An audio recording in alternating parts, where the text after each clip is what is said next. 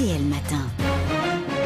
7h49, Jean-Michel Apathy, vous recevez la députée Les Républicains de l'Essonne, Nathalie Kosciusko-Morizet. Bonjour Nathalie Kosciusko-Morizet. Bonjour Jean-Michel Apathy. Samedi, dans son discours inaugural, si je puis le qualifier comme ça, Nicolas Sarkozy a prononcé 86 fois le mot de République et on se demande si vous n'en faites pas un peu beaucoup avec la République, Nathalie Kosciusko-Morizet. Oh bah vous l'avez dit, c'était le discours inaugural. Donc il faut pardonner.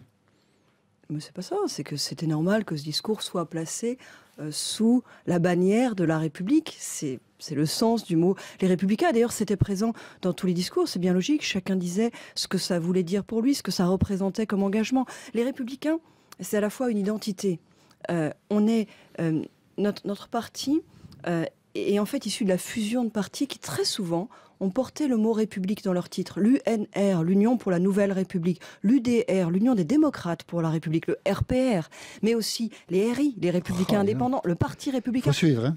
Mais non, mais c'est une histoire, c'est notre identité. Et puis c'est aussi un projet, c'est aussi un engagement, l'engagement de mettre les valeurs de la République au cœur de tout. Et donc de dire ce qu'elles sont pour nous, éventuellement d'ailleurs de les interpréter. Il y aura forcément des débats là-dessus. Il y en a déjà. Mais moi je trouve ça normal. S'il n'avait pas été présent le mot République dans le discours, qu'est-ce qu'on n'aurait pas dit, Jean-Michel Apathy ? 86 fois, donc il a effectivement été présent. Les socialistes, a dit Nicolas Sarkozy, ont trahi, abandonné, abaissé la République. Et là aussi on se dit, c'est quand même beaucoup.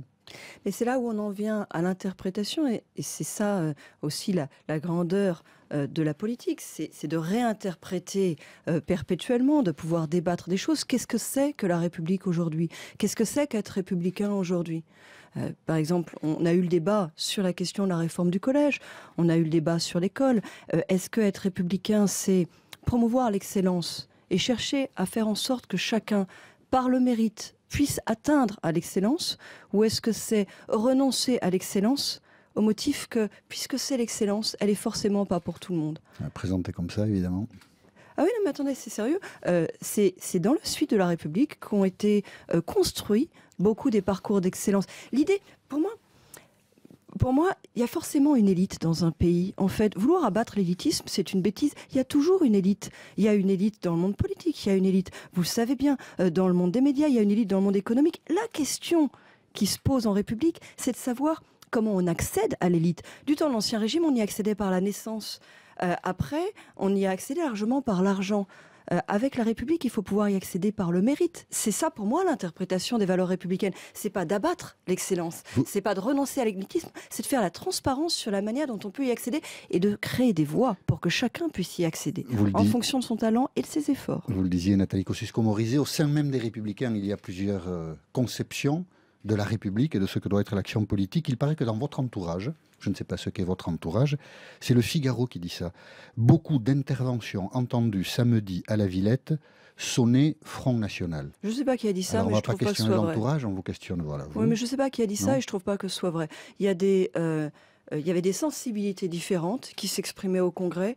Et c'est bien normal et c'est important. Et aucune ne sonnait Front National. Mais non, l'histoire de ma famille politique, c'est un regroupement de sensibilités de la droite et du centre. C'est ça qu'on a fait en 2002 quand on a créé l'UMP. Et les Républicains poursuivent ça. Ce qu'il y a dans le mot républicain, c'est ça, c'est un rassemblement. Donc il y a en effet l'unité, il y a l'unité du rassemblement. Ce qui nous rassemble est plus fort que ce qui nous sépare, mais il y a aussi de la diversité. J'ai eu l'occasion de le dire dans mon discours à moi, le parti, c'est pas la caserne. Et j'ai entendu hier, dans son intervention sur France 2, que Nicolas Sarkozy reprenait cette expression. Mais j'en suis heureuse. Le parti, c'est pas la caserne. C'est tous ensemble pour agir, mais chacun avec ce qu'il est. Vous l'avez dit tous les deux, le parti, c'est pas la caserne, mais on dit que vos relations avec Nicolas Sarkozy sont mauvaises au point que vous ne devriez pas retrouver dans la nouvelle organisation votre poste de vice-présidente. Écoutez, on verra bien. Moi, je ne suis pas en charge. C'est une manière d'acquiescer. Quand on dit on verra bien, c'est qu'on est sûr de rien. Hein. Non, chacun est responsable de ses... Vous avez envie encore chacun de continuer a ses responsabilités. En tant que vice-présidente. Je ne suis pas en charge de l'organigramme. C'est Nicolas Sarkozy qui est en charge de ça. Et ma question, c'est est-ce que vous avez envie de continuer ? Je suis sûre qu'il y travaillera cette semaine. On est tous sûrs. Est-ce que vous avez envie de continuer ? Et ma réponse à votre question, c'est je vous ferai la même que celle que j'aurais pu vous faire il y a 6 mois, quand j'ai discuté avec lui de ce poste numéro 2. Il y a 2 choses que je trouve intéressantes. Pouvoir mener à bien une mission. J'ai eu une mission qui était la réforme des statuts. J'ai été heureuse de la mener à bien. J'ai été heureuse, par exemple, de pouvoir faire la féminisation des instances dirigeantes du parti. Franchement, c'était pas inscrit dans l'ADN de ma famille politique. On a fait passer avec d'autres, avec tous ceux et beaucoup toutes celles qui m'ont aidé, la parité au bureau politique et à la Commission nationale d'investiture.